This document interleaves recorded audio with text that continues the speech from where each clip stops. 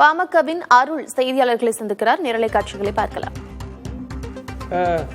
மிகப்பெரிய தவறு தேர்தல் ஆணையத்தின் மீது மக்கள் நம்பிக்கை. இப்ப எதிர்கட்சிகள்லாம் சொன்னாங்க தேர்தல் ஆணையம் இது பண்ணுது அதை பண்ணுது சரியில்லை தவறா பண்றாங்கன்னு சொன்னாங்க. நாங்கெல்லாம் கூட அப்ப யோசிச்சோம். ஆனா இப்ப அந்த செய்தி வந்த பின்னாடி எங்களுக்கு ஒரு அதிர்ச்சியா இருக்கு. இனிமேலும் இது போன்று நடந்து கொள்ளக்கூடாது.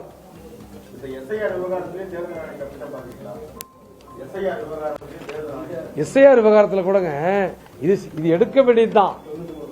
எஸ்ஐஆர் எடுக்க வேண்டியதுதான். அது இது பேசலாம். இப்ப இன்னொன்னு நீங்க கேட்டீங்கல்ல, தேர்தல் ஆணையத்தை எதிர்த்து ஐயா நீதிமன்றம் போவார்னு அவங்க எதிர்பார்க்கல. நீதிமன்றம் போவாரு அப்படியே அதிர்ச்சி அடைஞ்சு உட்கார்ந்துருவாரு.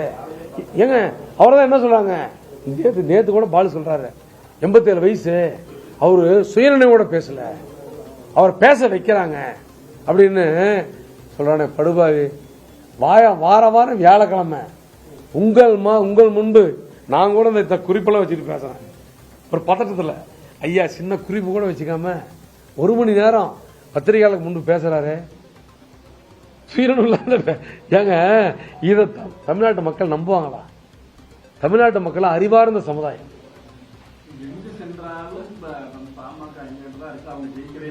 அவங்க நிறைய பணம் இருக்குது, அந்த திமிர்ல பேசுறாங்க.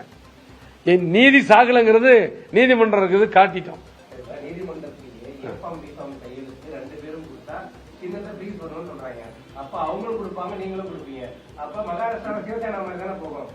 பாருங்க, நான் தான் சொல்றேன், ஏ ஃபார்ம் பி ஃபார்ம் 2 பேரும் கொடுத்தா சிக்கல் இருக்குன்னு சொல்றீங்க. அதுக்காக சட்டங்களோட ஆய்வு செய்து கொண்டிருக்கிறோம். உறுதியாக ஏங்க இப்ப நாங்க உங்கள்கிட்ட தெளிவுபடுத்துறது மீண்டும் ஒரு பொய்யா அவங்க சொல்லிட்டு இருக்காங்க. அன்புமணி தான் தலைவர், இதுதான் அப்படிங்கிறாங்கல்ல, அதெல்லாம் இல்ல. அன்புமணி தலைவர் இல்லை என்று தேர்தல் ஆணையம் சொல்லிவிட்டார். எப்படி சொல்லிடுச்சு? நாங்க கொடுத்த கடிதத்தை திரும்ப பெற்றுக் கொண்டோம்.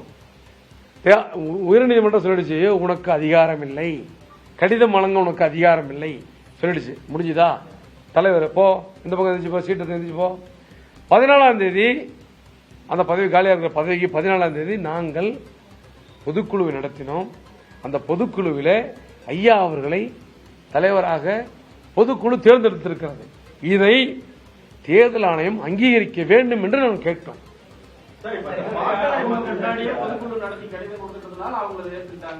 ஏங்க பொதுக்குழு தான் நடந்துச்சுங்களே. 25/8/2022 பொதுக்குழு நடந்துருச்சு.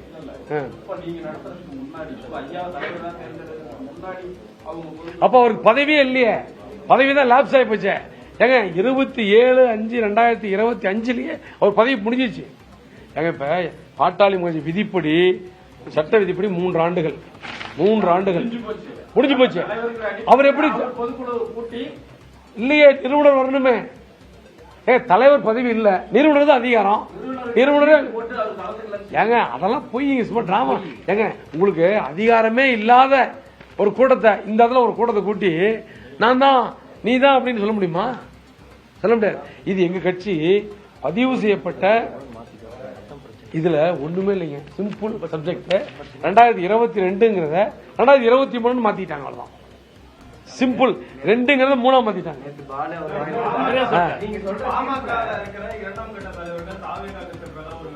அதெல்லாம் யாருமே போக மாட்டாங்க, எல்லாமே ஐயா பேர் தான் இருக்கிறாங்க.